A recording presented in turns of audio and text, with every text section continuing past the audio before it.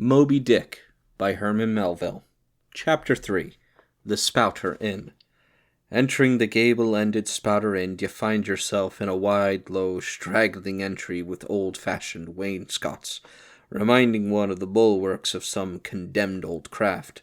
On one side hung a very large oil painting, so thoroughly besmoked and every way defaced, that in the unequal cross-lights by which you viewed it, it was only by diligent study and a series of systematic visits to it and careful inquiry of the neighbors that you could anyway arrive at an understanding of its purpose. Such unaccountable masses of shades and shadows that at first you almost thought some ambitious young artist, in the time of the New England hags, had endeavored to delineate chaos bewitched. But by dint of much and earnest contemplation, and oft-repeated ponderings, and especially by throwing open the little window towards the back of the entry, you at last come to the conclusion that such an idea, however wild, might not be altogether unwarranted. But what most puzzled and confused you was a long, limber, portentous black mass of something hovering in the center of the picture over three blue, dim, perpendicular lines floating in a nameless yeast.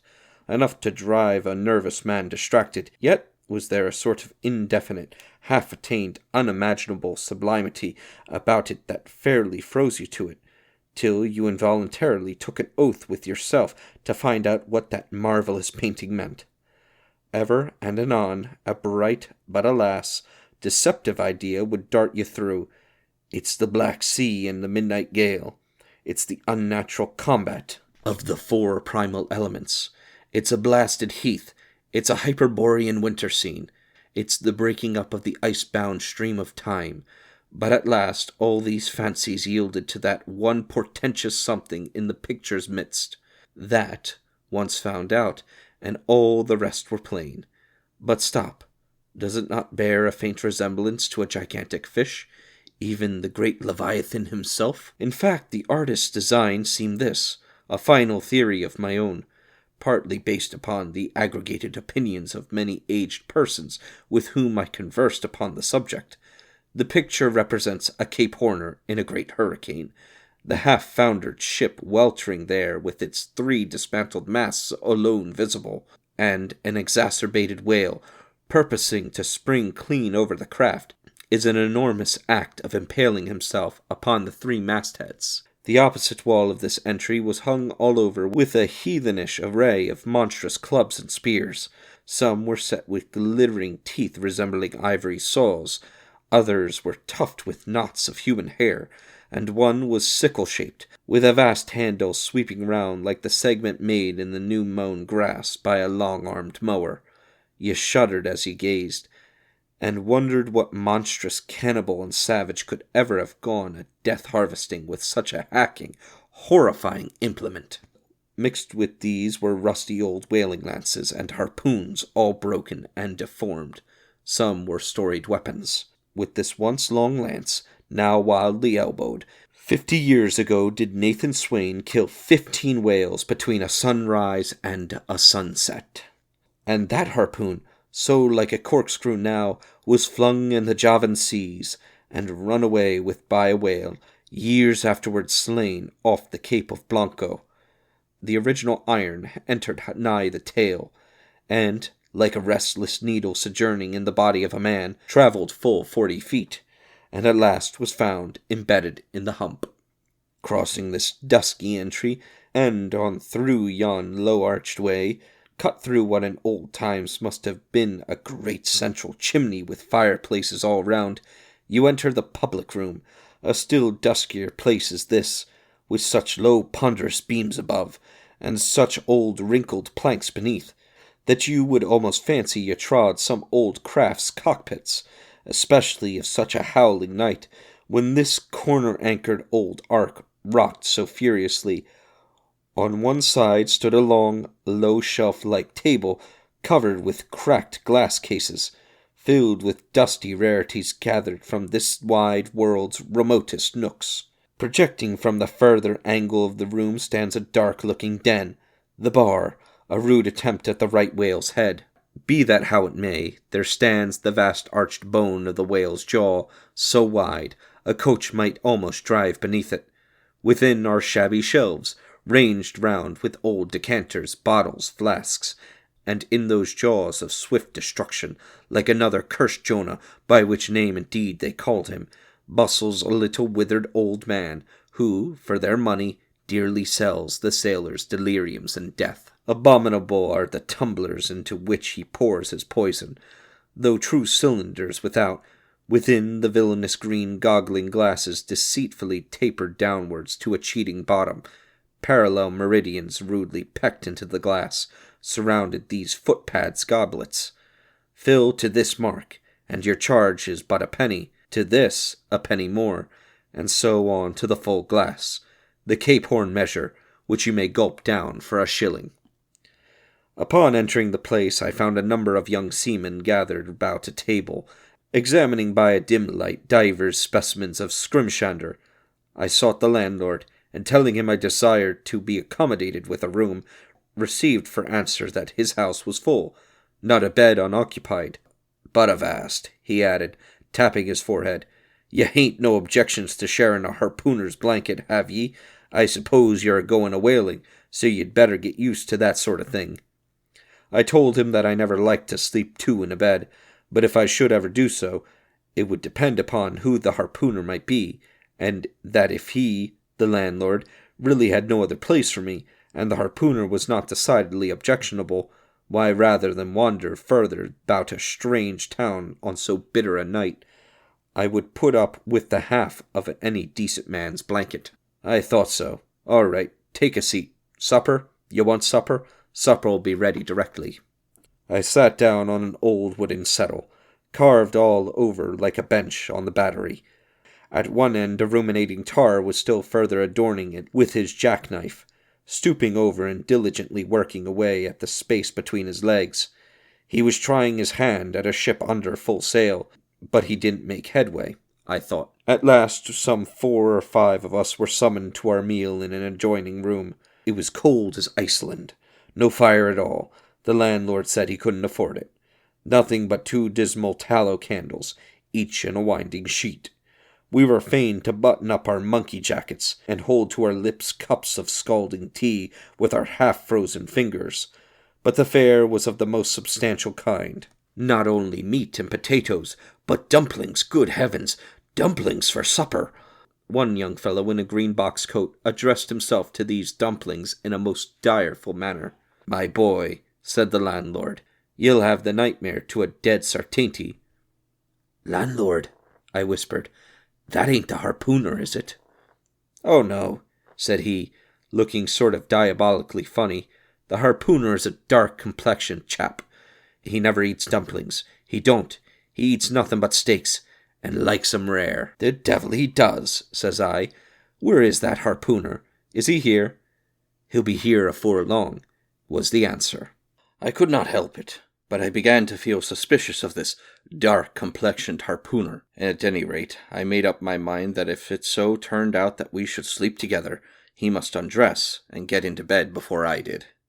Supper over, the company went back to the bar-room, when, knowing not what else to do with myself, I resolved to spend the rest of the evening as a looker-on. Presently a rioting noise was heard without. Starting up, the landlord cried, "That's the Grumpus's crew. I seed her reported in the offing this morning. A 3 years' voyage, and a full ship. Hurrah, boys! Now we'll have the latest news from the Fijis." A trampling of sea boots was heard in the entry. The door was flung open, and in rolled a wild set of mariners enough, enveloped in their shaggy watch-coats, and with their heads muffled in woolen comforters, all bedarned and ragged, and their beards stiff with icicles. They seemed an eruption of bears from Labrador. They had just landed from their boat, and this was the first house they entered. No wonder, then, that they made a straight wake for the whale's mouth, the bar, when they wrinkled little old Jonah, there officiating. Soon poured them out brimmers all round. One complained of a bad cold in his head, upon which Jonah mixed from a pitch-like potion of gin and molasses, which he swore was a sovereign cure for all colds and catarrhs whatsoever. Never mind how long-standing, or whether caught off the coast of Labrador, or on the weather side of an ice island. The liquor soon mounted into their heads, as it generally does, even with the errantest toppers newly landed from sea, and they began capering about most obstreperously. I observed, however, that one of them held somewhat aloof, and though he seemed desirous not to spoil the hilarity of his shipmates by his own sober face, yet upon the whole he refrained from making as much noise as the rest. This man interested me at once, and since the sea gods had ordained that he should soon become my shipmate, though but a sleeping partner one, so far as this narrative is concerned, I will here venture upon a little description of him. He stood full 6 feet in height, with noble shoulders and a chest like a cofferdam. I have seldom seen such brawn in a man. His face was deeply brown and burnt, making his white teeth dazzling by the contrast, while in the deep shadows of his eyes floated some reminiscences that did not seem to give him much joy. His voice at once announced that he was a southerner, and from his fine stature I thought he must be one of those tall mountaineers from the Alleghanian Ridge in Virginia. When the revelry of his companions had mounted to its height, this man slipped away unobserved, and I saw no more of him till he became my comrade on the sea. In a few minutes, however, he was missed by his shipmates, and being, it seems, for some reason a huge favourite with them, they raised a cry, "Bulkington! Bulkington! Where's Bulkington?" and darted out of the house in pursuit of him. It was now about 9 o'clock, and the room seeming almost supernaturally quiet after these orgies, I began to congratulate myself upon a little plan that had occurred to me just previous to the entrance of the seamen. No man prefers to sleep two in a bed. In fact, you would a good deal rather not sleep with your own brother. I don't know how it is, but people like to be private when they are sleeping. And when it comes to sleeping with an unknown stranger in a strange inn in a strange town, and that stranger a harpooner, then your objections indefinitely multiply. Nor was there any earthly reason why I, as a sailor, should sleep two in a bed, more than anybody else, for sailors no more sleep two in a bed at sea. The bachelor kings do ashore. To be sure, they all sleep together in one apartment, but you have your own hammock, and cover yourself with your own blanket, and sleep in your own skin. The more I pondered over this harpooner, the more I abominated the thought of sleeping with him.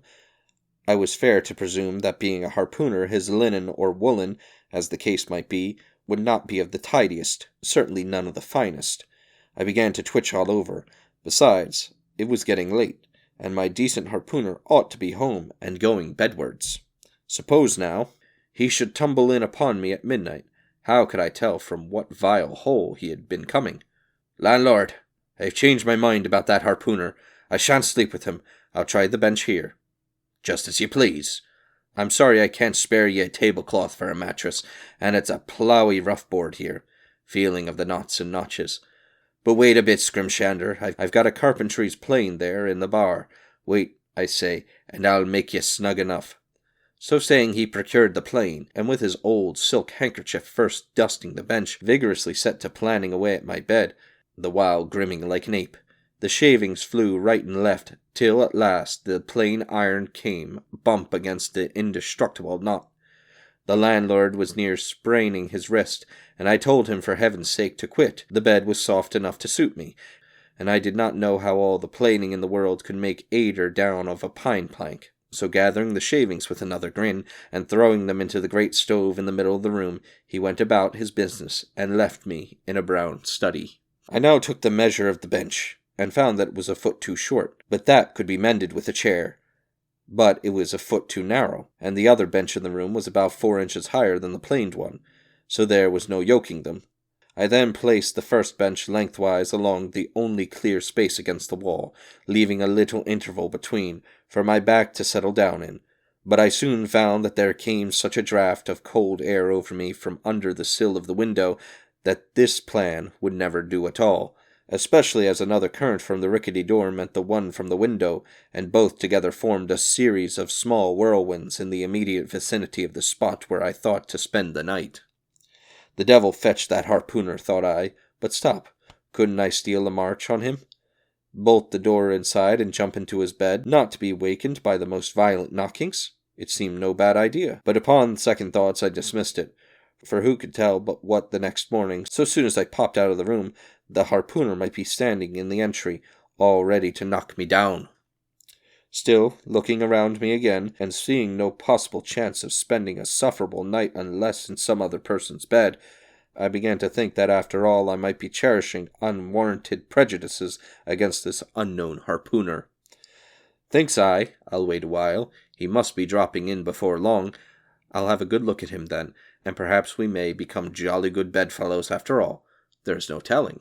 But though the other boarders kept coming in by ones, twos, and threes and going to bed, yet no sign of my harpooner.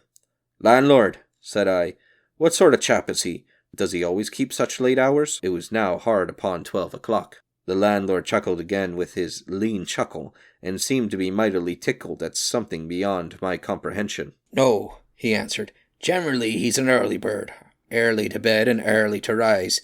Yea, he's the bird that watches the worm. But tonight he went out a peddling, you see, and I don't see what on earth keeps him so late, unless, maybe, he can't sell his head." "Can't sell his head? What sort of bamboozling story is this you are telling me?" getting into a towering rage. "Do you pretend to say, landlord, that this harpooner is actually engaged this blessed Saturday night, or rather Sunday morning, in peddling his head around this town?" "That's precisely it," said the landlord, "and I told him he couldn't sell it here. The market's overstocked." "With what?" shouted I. "With heads, to be sure. Ain't there too many heads in the world?" "I tell you what it is, landlord," said I, quite calmly. "You'd better stop spinning that yarn to me. I'm not green." "Maybe not," taking out a stick and whittling a toothpick, "but I'd rather guess you'll be done brown in that 'ere harpooner hears you a-slandering his head." "I'll break it for him," said I, now flying into a passion again at this unaccountable farrago of the landlord's. "It's broke already," said he. "Broke?" said I. "Broke, do you mean?" "Sartain. And that's the very reason he can't sell it, I guess." "Landlord," said I, going up to him as cool as Mount Hecla in a snowstorm, "landlord, stop whittling. You and I understand one another, and that too without delay. I came to your house and want of a bed. You tell me you can only give me half of one, that the other half belongs to a certain harpooner. And about this harpooner, whom I have not yet seen, you persist in telling me the most mystifying and exacerbating stories, tending to beget in me an uncomfortable feeling towards the man whom you design for a bedfellow. A sort of connection, landlord, which is an intimate and confidential one in the highest degree. I now demand of you to speak out and tell me who and what this harpooner is, and whether I shall be in all respects safe to spend the night with him. And in the first place, you will be good as to unsay that story about selling his head, which if true I take to be good evidence that this harpooner is stark mad, and I have no idea of sleeping with a madman, and you, sir, you, I mean, landlord, you, sir, by trying to induce me to do so knowingly, would thereby render yourself liable to a criminal prosecution." "Wall," said the landlord, fetching a long breath, "that's a purty long sermon for a chap that rips a little now and then. But be easy, be easy. This here harpooner I have been telling you of has just arrived from the South Seas, where he brought up a lot of balm New Zealand heads, great curios, you know, and he's sold all of 'em but one, and that's the one he's trying to sell tonight. 'Cause tomorrow's Sunday, and it would not do be selling human heads about the streets when folks is going to churches. He wanted last Sunday, but I stopped him just as he was a-going out the door with 4 heads strung on a string, for all the airth like a string of Indians." The account cleared up the otherwise unaccountable mystery, and showed that the landlord, after all, he had no idea of fooling me. But at the same time, what could I think of a harpooner who stayed out on Saturday night clean into the holy Sabbath, engaged in such a cannibal business as selling the heads of dead idolaters? "Depend on it, landlord, that harpooner is a dangerous man." "He pays regular," was the rejoinder. "But come, it's getting dreadful late. You had better be turning flukes. It's a nice bed. Sal and me slept in that 'ere bed the night we were spliced. There's plenty room for 2 to kick about in that bed. It's an almighty big bed, that. Why, afore we give it up, Sal used to put our Sam and little Johnny in the foot of it. But I got a dreaming and sprawling about one night, and somehow Sam got pitched on the floor, and came nearer breaking his arm. Arter that, Sal said it wouldn't do. Come along here, I'll give ye a glim in a jiffy." And so saying, he lighted a candle and held it towards me, offering to lead the way, but I stood irresolute. When looking at a clock in the corner, he exclaimed, "Aye, it's Sunday. You won't see that harpooner tonight. He's come to anchor somewhere. Come along, then. Do come. Won't ye come?" I considered the matter a moment, and then upstairs we went, and I was ushered into a small room, cold as a clam, and furnished, sure enough, with a prodigious bed, almost big enough indeed for any 4 harpooners to sleep abreast. "There," said the landlord, placing the candle on a crazy old sea-chest that did double duty as a washstand and centre table. "There, make yourself comfortable now, and good night to ye." I turned round from eyeing the bed, but he had disappeared. Folding back the counterpane, I stooped over the bed. Though none of the most elegant, it yet stood the scrutiny tolerably well. I then glanced round the room, and besides the bedstead and centre table, could see no other furniture belonging to the place, but a rude shelf, the 4 walls, and a papered fireboard representing a man striking a whale. Of things not properly belonging to the room, there was a hammock lashed up, and thrown upon the floor in one corner, also a large seaman's bag, containing the harpooner's wardrobe, no doubt in lieu of a land trunk. Likewise, there was a parcel of outlandish bonefish hooks on the shelf over the fireplace, and a tall harpoon standing at the head of the bed. But what is this on the chest? I took it up, and held it close to the light, and felt it, and smelt it, and tried every way possible to arrive at some satisfactory conclusion concerning it. I can compare it to nothing but a large doormat, ornamented at the edges with little tinkling tags, something like the stained porcupine quills round an Indian moccasin. There was a hole or slit in the middle of this mat, as you see the same in South American ponchos. But could it be possible that any sober harpooner would get into a doormat and parade the streets of any Christian town in that sort of guise? I put it on, to try it on, and it weighed me down like a hamper, being uncommonly shaggy and thick, and I thought a little damp, as though this mysterious harpooner had been wearing it on a rainy day.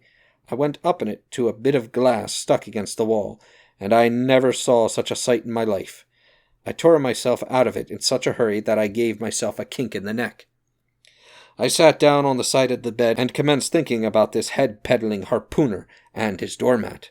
After thinking some time on the bedside, I got up and took off my monkey jacket, and then stood in the middle of the room thinking. I then took off my coat, and thought a little more in my shirt-sleeves, but beginning to feel very cold now, half undressed as I was, and remembering what the landlord said about the harpooner's not coming home at all this night, it being so very late, I made no more ado, but jumped out of my pantaloons and boots, and then blowing out the light, tumbled into bed, and commenced myself to the care of heaven. Whether that mattress was stuffed with corn cobs or broken crockery, there is no telling, but I rolled about a good deal and could not sleep for a long time.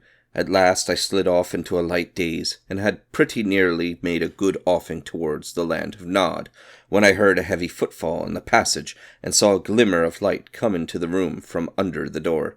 Lord save me, thinks I, that must be the harpooner, the infernal head-peddler. But I lay perfectly still, and resolved not to say a word till spoken to.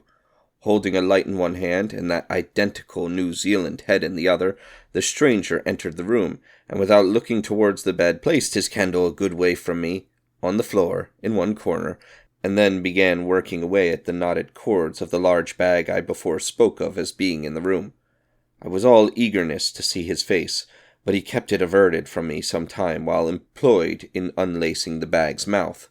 This accomplished, however, he turned round, when, good heavens, what a sight! Such a face! It was of a dark, purplish, yellow colour, here and there struck over with large, blackish-looking squares. Yes, it's just as I thought. He's a terrible bedfellow. He's been in a fight, got dreadfully cut, and here he is, just from the surgeon. But at the moment he chanced to turn his face towards the light, that I plainly saw they could not be sticking plasters at all.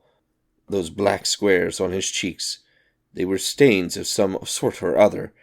At first I knew not what to make of this, but soon an inkling of the truth occurred to me. I remembered a story of a white man, a whaleman too, who, falling among the cannibals, had been tattooed by them.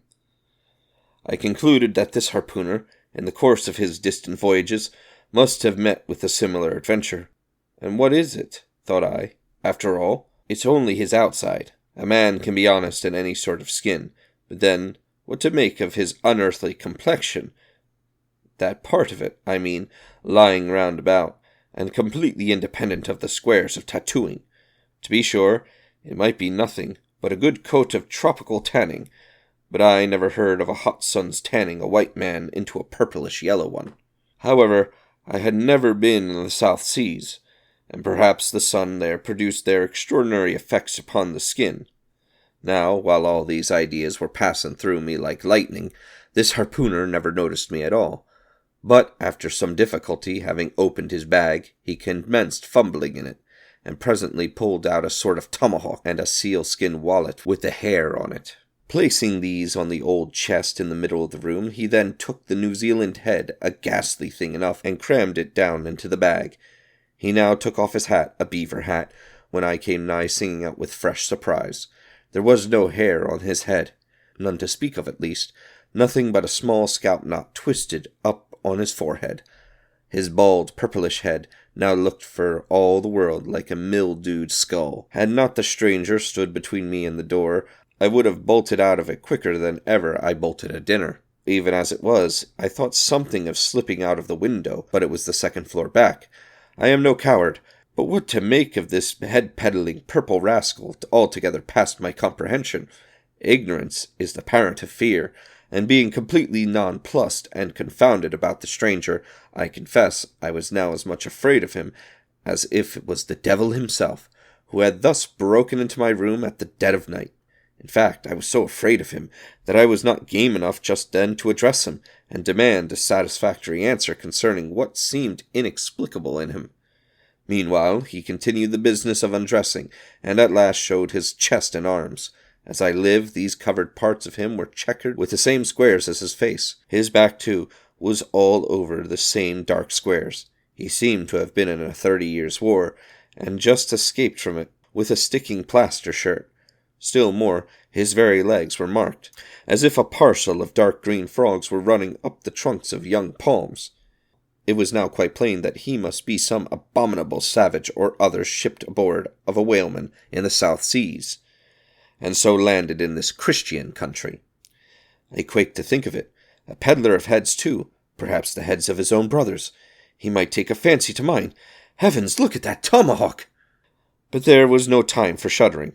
For now the savage went about something that completely fascinated my attention, and convinced me that he must indeed be a heathen, going to his heavy grego, or rapple, or dreadnought, which he had previously hung on a chair. He fumbled in the pockets, and produced at length a curious little deformed image with a hunch on its back, and exactly the color of a 3 days old Congo baby. Remembering the embalmed head, at first I almost thought that this black mannequin was a real baby preserved in some similar manner, but seeing that it was not at all limber, and that it glistened a good deal like polished ebony, I concluded that it must be nothing but a wooden idol, which, indeed, it proved to be, for now the savage goes up to the empty fireplace, and removing the papered fireboard, sets up this little hunched-back image, like a 10-pin, between the andirons. The chimney jambs and all the bricks inside were very sooty, so that I thought the fireplace made a very appropriate little shrine or chapel for his Congo idol. I now screwed my eyes hard towards the half-hidden image, feeling but ill at ease meantime, to see what was next to follow. First he takes about a double handful of shavings out of his grego pocket, and places them carefully before the idol. Then, laying a bit of a ship biscuit on top and applying the flame from the lamp, he kindled the shavings into a sacrificial blaze. Presently, after many hasty snatches into the fire, and still hastier withdrawals of his fingers, whereby he seemed to be scorching them badly, he had at last succeeded in drawing out the biscuit. Then, blowing off the heat and ashes a little, he made a polite offer of it to the little negro. But the little devil did not seem to fancy such dry sort of fare at all.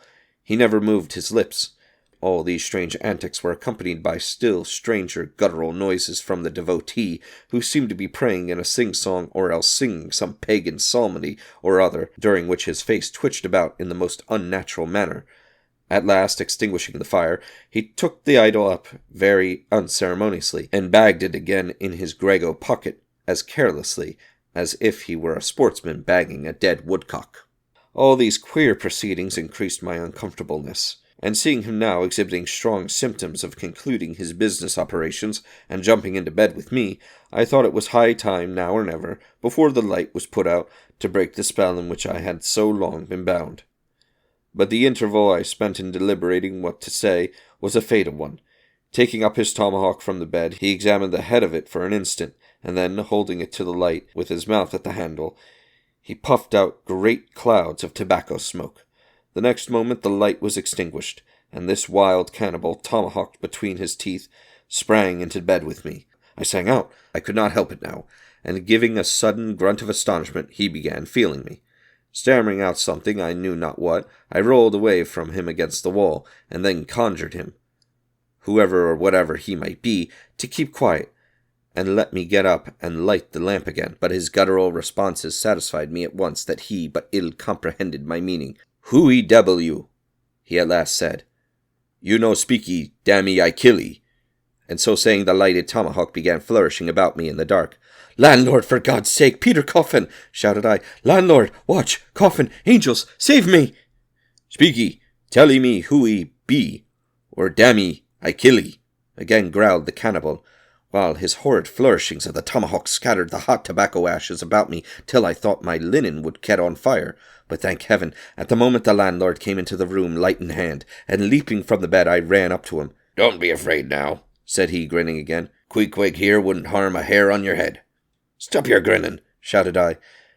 "And why did you tell me that the infernal harpooner was a cannibal?" "I thought you'd know it." "Didn't I tell ye? He was peddling heads around town.